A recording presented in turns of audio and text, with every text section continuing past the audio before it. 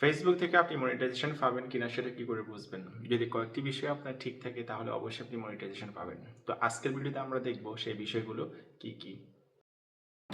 তো ১ম এ আমরা আমাদের প্রফেশনাল ড্যাশবোর্ডে চলে আসবো। ড্যাশবোর্ডে আসার পর আমরা আমাদের নামের উপর ক্লিক করব এবং ক্লিক করার পর আমরা মনিটাইজেশন এর উপর ক্লিক করব।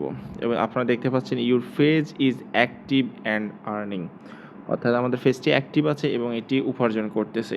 তারপর আমরা একটু স্ক্রল করে নিচের দিকে আসবো। আসলে আপনারা দেখতে পাচ্ছেন পেজ স্ট্যাটাস। পেজ স্ট্যাটাসের উপর ক্লিক করব এবং এখানে আপনারা দেখতে পাচ্ছেন যে পেজ হ্যাজ নো ইস্যু। অর্থাৎ এই পেজে যদি কোনো ইস্যু থাকতো তাহলে অবশ্যই তারা এখানে উল্লেখ করতো এবং এটা মনিটাইজেশন পাওয়ার ক্ষেত্রে কিন্তু একটা গুড সাইন যে পেজ হ্যাজ নো ইস্যু। তা একটু নিচে আপনারা দেখতে পাচ্ছেন যে good news, no violation to show.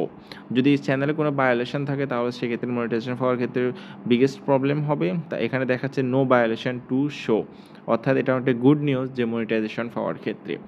তারপর আমরা টু নিচে দেখতে পাচ্ছেন যে রিকমেন্ডেশন, যেটা মোস্ট ইম্পর্টেন্ট থিংস আপনার পেজ গ্রো অথবা আপনার প্রোফাইল গ্রো আপের জন্য। তো আমরা রিকমেন্ডেশনের উপর ক্লিক করব। কিভাবে আপনারা দেখতে পাচ্ছেন যে রিকমেন্ডেবল, অর্থাৎ এটা ফেসবুক নিজ থেকেই কিন্তু এটা রিকমেন্ড করে থাকে। যদি আপনার এটা রিকমেন্ডেশন না থাকে তাহলে তারা এখানে আপনার যে সবুজ স্টার আপনি দেখতে পাচ্ছেন এই স্টারের উপর হয়তো ক্রস থাকবে, না হয় আপনার এখানে লেখা থাকবে উই ওন্ট রিকমেন্ড। ওকে, তো এই কয়েকটি বিষয় যদি আপনার মোটামুটি সব কিছু যদি ওকে থাকে তাহলে আপনার মনিটাইজেশন পাওয়ার ক্ষেত্রে কোনো সমস্যা হবে না।